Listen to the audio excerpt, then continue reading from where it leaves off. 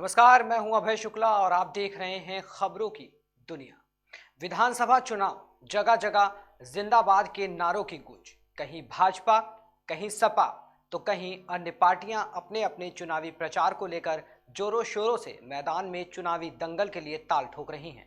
इसी कड़ी में रायबरेली 180 विधानसभा सदर सीट से समाजवादी प्रत्याशी आरपी यादव भी मैदान में हैं।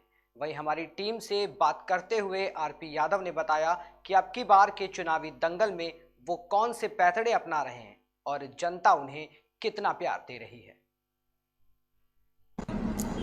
रायबरेली 2022 का विधानसभा शुरू है चुनाव और मैं बात करूंगा कि इस समय जो दौरे का भी टाइम चल रहा है। हमारे साथ मौजूद हैं समाजवादी पार्टी से आरपी यादव साहब, जो यहां पर लगातार दौरा कर रहे हैं और इस बार समाजवादी की लहर को देखते हुए ये साफ किया जा सकता है कि कुछ ना कुछ बदलाव की स्थिति देखने को मिल रही है।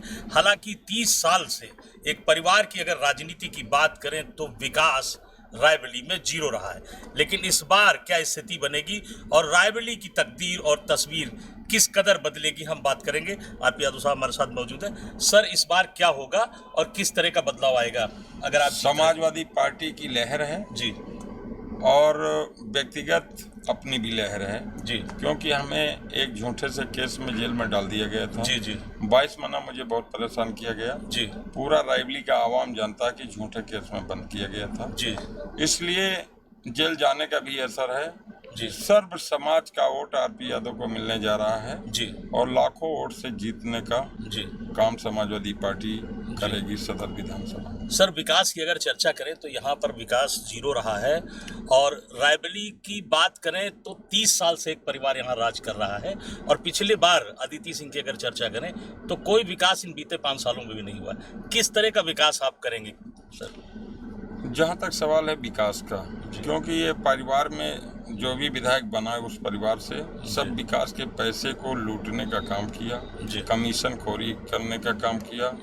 आज इस दुनिया में जो विधायक थे वो नहीं है तो उनकी बुराई करने का कोई मतलब भी मेरा नहीं बचा है। जी, जी, लेकिन जो उनकी बेटी है जी, उनको समाजवादी पार्टी के सहयोग से जी, और कांग्रेस के सिंबल पे चुनाव जीतने का मौका मिला जनता के आशीर्वाद से। जी, न वो जनता की हुई, न समाजवादी पार्टी का एहसान माना, जी, न कांग्रेस का एहसान माना, जी, सबको धोखा देते हुए भारतीय जनता पार्टी में शामिल हुई हैं। जी। अब की उनकी जवानत जब्त यहाँ की आवाम करेगी, जनता करेगी। आवाम ये चुनाव लड़ रही है, ये आरपी यादव का चुनाव नहीं है, न समाजवादी पार्टी का चुनाव है। यहाँ की आवाम चुनाव लड़ रही है। लाखों वोट से आरपी यादव जीतने जा रहे हैं, साइकिल चुनाव निशान जीतने जा रहा है। सर, राष्ट्रीय अध्यक्ष ने भी कहा था आपके कि 2022 में आपकी तस्वीर और सरकार भी आएगी। 22 में बाईसाइकिल का सवाल है, तो रायबरेली में ये आपको पहले भविष्यवाणी आपके राष्ट्रीय अध्यक्ष ने कर दिया था। अब वो जानते थे क्योंकि मैं उनका कार्यकर्ता हूँ,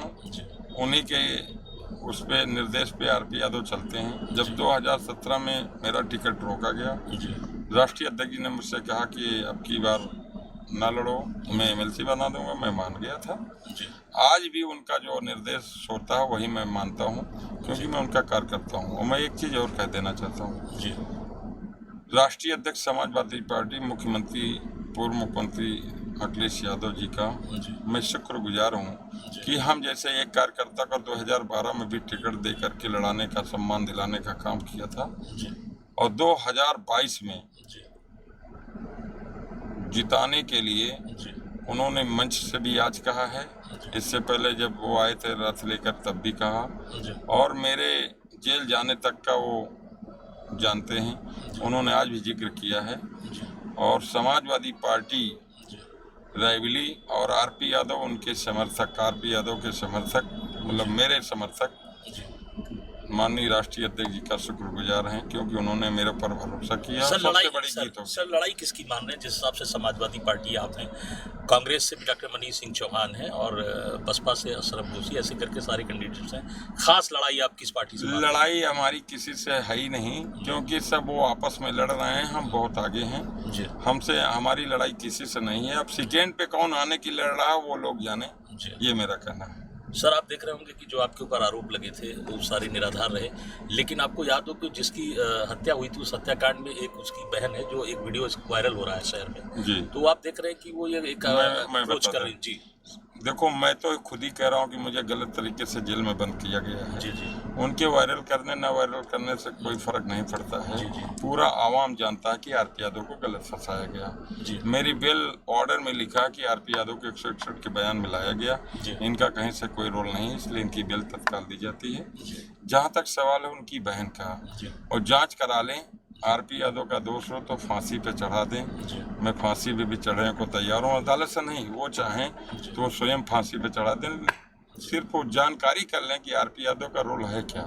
जी। वो दूसरे के कहने में मुझे जेल भिजवाया गया, और जो यहाँ के कैंडिडेट हैं जी। वो लोग दुष्प्रचार कराने का प्रयास कर रहे हैं, लेकिन मैं तो खुद ही कह रहा हूँ जी। कि मुझे जेल गलत भेजा गया। उनके कहने न कहने का कोई मतलब ही नहीं। जी, विवादों में अक्सर फंसाने की लोग कोशिश करते हैं, जो साजिशन आजकल कर रहे थे, लेकिन आप बिल्कुल साफ सुथरी राजनीति कर रहे हैं और पिछले 30 सालों से समाजवादी पार्टी के लिए संघर्ष कर रहे हैं। टिकट के लिए बहुत लोग लाइन में थे, लेकिन जो वादा अखिलेश यादव ने निभाया, आप उनको कितना मैं शुक्रगुजार हूँ। उन्होंने कृष्ण ने सुदामा को गले लगाया था और राजा बनाने का काम किया था फकीर आदमी को, उसी तरीके से आरपी यादव फकीर हैं और अखिलेश यादव जी राजा हैं उत्तर प्रदेश के, और जनता के बनाए हुए राजा हैं।